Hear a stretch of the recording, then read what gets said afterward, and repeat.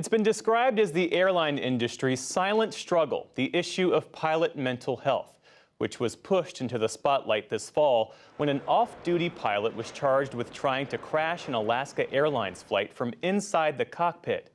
That pilot later told police he hadn't slept in 40 hours and was experimenting with psychedelic mushrooms to help deal with depression. Earlier this month, the National Transportation Safety Board held a full-day summit devoted to mental health in aviation. And commercial pilot Troy Merritt shared why he sought treatment for depression despite the potential cost to his career. I found myself no longer able to function on a day-to-day basis and ultimately no longer fit to fly. And that's when I knew I needed to take the next step to address my health. For many, including myself, the choice to use an antidepressant can be a very difficult one. It was especially difficult because I knew what was ahead of me. I faced months to years out of work navigating the complicated certification process to get my medical back and the possibility of being told I could never fly again. These prospects only worsened my anxiety and depression and made an important personal health decision even more difficult. We're going to talk more about this with Jennifer Homendy, who chairs the National Transportation Safety Board. It's good to see you. Thanks for coming in. Thank you for having me, Jeff. And we should say that Troy Merritt, the pilot we just heard from in that clip, he says his treatment has gone well. He hopes to begin flying again soon. But so many pilots say the system is broken. The FAA relies on them to self-report mental health issues. But so many pilots are afraid to do that for fear of losing their licenses. That presents a major safety risk. It does present a major safety risk. A lot of pilots and air traffic controllers and others in aviation have reported that it's work or seek help. You should be able to seek professional mental health care while still being able to retain your job. And we're talking about losing loved ones, going through the divorces, just the stress of jobs. And it's usually, at least for the pilots, fly or get denied. And pilots who do seek care say they face long waits, expensive evaluations to prove that they meet the FAA standards of fitness. And they say the process to get back in the cockpit is opaque.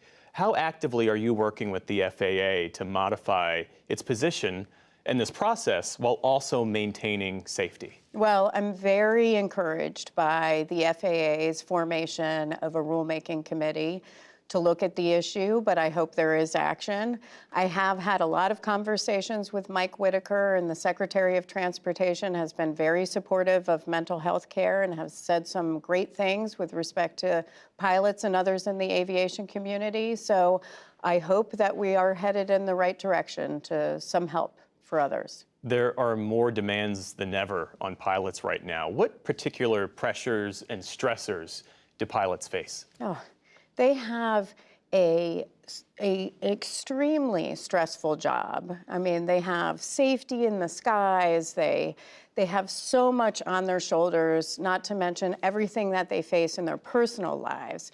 And we expect pilots to be superheroes, as if they don't need help during their most difficult times in life.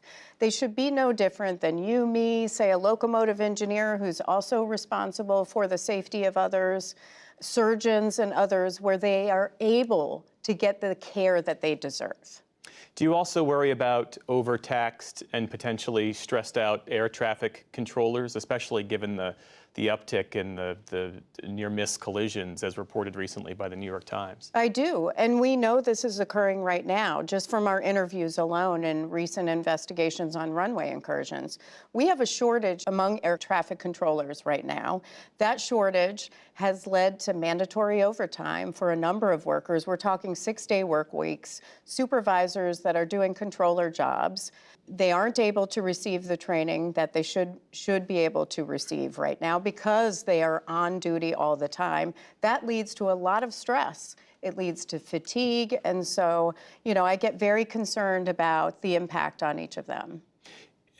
Changing what it means to need mental health care in aviation, transforming the process is one thing, but it strikes me that this requires sort of a wholesale cultural shift. Am I right in that? It does.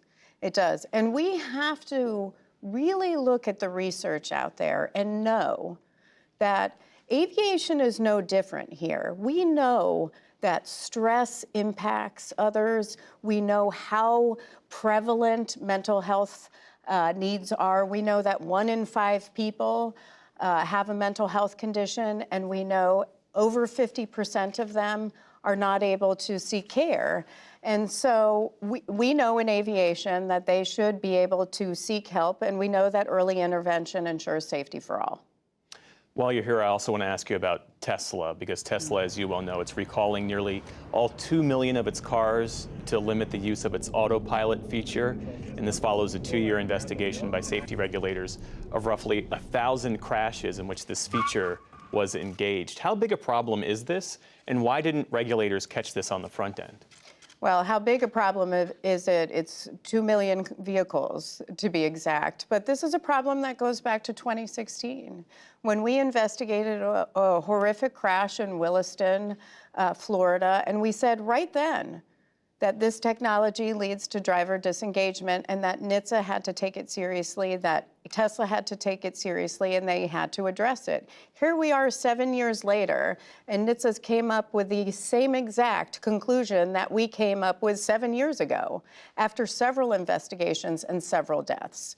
So, you know, if they had acted sooner, I think that would have prevented some fatalities, but you know, here we are, and hopefully Tesla is taking this seriously. Is there a way to prevent that in the future? That's that same thing where, you know, something you spotted years ago is now finally being addressed? This happens a lot. We issue safety recommendations after our investigations, and just recommendations aimed at preventing that tragedy from reoccurring, and sometimes we're ignored. And sometimes we're ignored far too long. One recently that was implemented was ignored for 50 years. We need action, whether it's Tesla or any other vehicle manufacturer or entity, to ensure safety. NTSB Chair Jennifer Homendy, good to see you. Thank you very much.